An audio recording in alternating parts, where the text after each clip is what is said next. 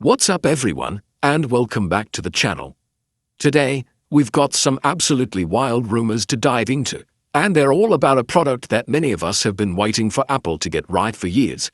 The Apple TV. We're not talking about the next model, or the one after that. We are looking way into the future, to 2026, and the rumors are suggesting something truly game-changing. A radical redesign and, get this, potentially the cheapest Apple TV ever. Could Apple finally be ready to compete with the likes of Roku and Amazon Fire TV on price? Let's break down everything we know. So, where is all this coming from? The latest whispers originate from some pretty reliable sources in the Apple supply chain, including the one and only Ming Chi. For those who don't follow the Apple rumor mill religiously, Qua has a stellar track record. When he talks, people listen. And recently, he dropped a bombshell. Apple is reportedly targeting a sub-$100 price point for a future Apple TV model. Now, he didn't specifically say 2026, but other reports and the general product development timeline are pointing in that direction. A sub-$100 Apple TV, let that sink in for a moment. The current Apple TV 4K starts at $129, and that's after a recent price drop. Historically, it's been a premium-priced streaming box. Dropping below that $100 psychological barrier would be a massive strategy shift for Apple. Why would Apple do this? It really comes down to one word: services. Apple's future isn't just about selling expensive iPhones and MacBooks.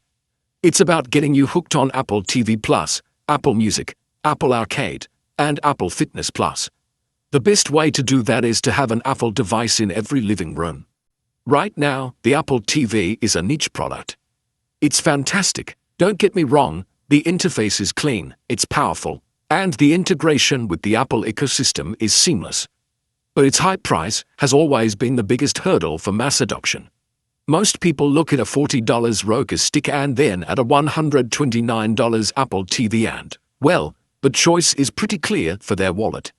If Apple can get a device into your home for, say, $99 or even $79, you're much more likely to subscribe to their services.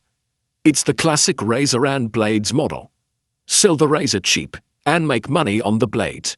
In this case, the Apple TV is the razor, and the monthly subscriptions are the blades. This strategy would also be a direct assault on Google and Amazon, who have dominated the budget streaming market for years with their Chromecast and Fire TV devices. So, we've talked about the price, but what about the design? This is where things get really interesting. The rumors point to a complete overhaul. The current Apple TV 4K is a small, black, unassuming puck. It's fine, it sits under your TV and you forget about it. But the 2026 model could be something entirely different.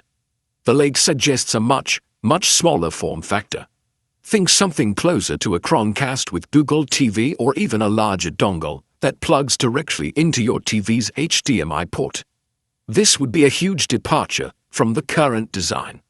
A smaller, dongle-style device would be cheaper to manufacture, cheaper to ship, and way more convenient for users. No more finding shelf space, no more extra power cables snaking behind your entertainment center. Just plug it in, and you're good to go. This slick, minimalist approach is classic Apple, of course. A smaller design raises questions about performance. How could they pack the power of an Apple TV into a tiny dongle? This is where Apple's chip-making prowess comes into play. We've seen what they can do with their A-series chips in the iPhone and their M-series chips in the Mac. They are masters of performance per watt. It's entirely plausible that by 2026, they could have a chip, let's call it the A18 or A19 Bionic. That's powerful enough for smooth 4K HDR streaming, snappy UI navigation, and even some light Apple Arcade gaming, all while fitting into a tiny, fanless enclosure that draws very little power. They wouldn't need to put a desktop-class processor in it. They just need a chip that's efficient and optimized for tvOS. This focus on efficiency would be key to keeping the cost and size down without sacrificing that premium Apple experience. Let's also consider the remote. The suite remote is controversial. People either love it or hate it. The latest version is a big improvement, but there's still room to grow.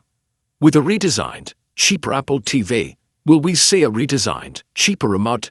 It's possible, Apple might simplify it even further.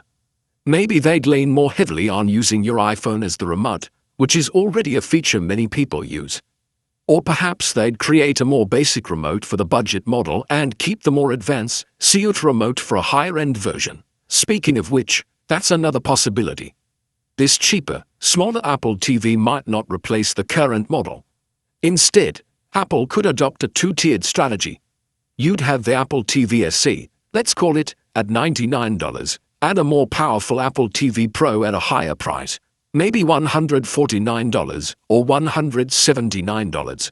The Pro model could have more storage, a faster processor for more intensive gaming, and maybe some additional ports like Ethernet, which the budget model might drop to save on costs.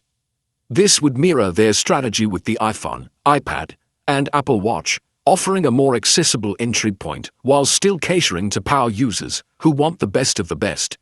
So, what would a sub-$100 Apple TV mean for you, the consumer? It would be fantastic news. It would mean getting the best streaming interface on the market, no ads on the home screen, a clean layout, great ecosystem integration at a price that's finally competitive. If you're already in the Apple ecosystem, with an iPhone and a Mac, it's a no-brainer. Your photos, music, and movies would all be right there on your biggest screen. Playing content from your phone or laptop would be seamless. For those not in the Apple ecosystem, it certainly makes Apple a viable contender. You might be an Android user, but if the best streaming dongle for under $100 is made by Apple, you might just be tempted to try it.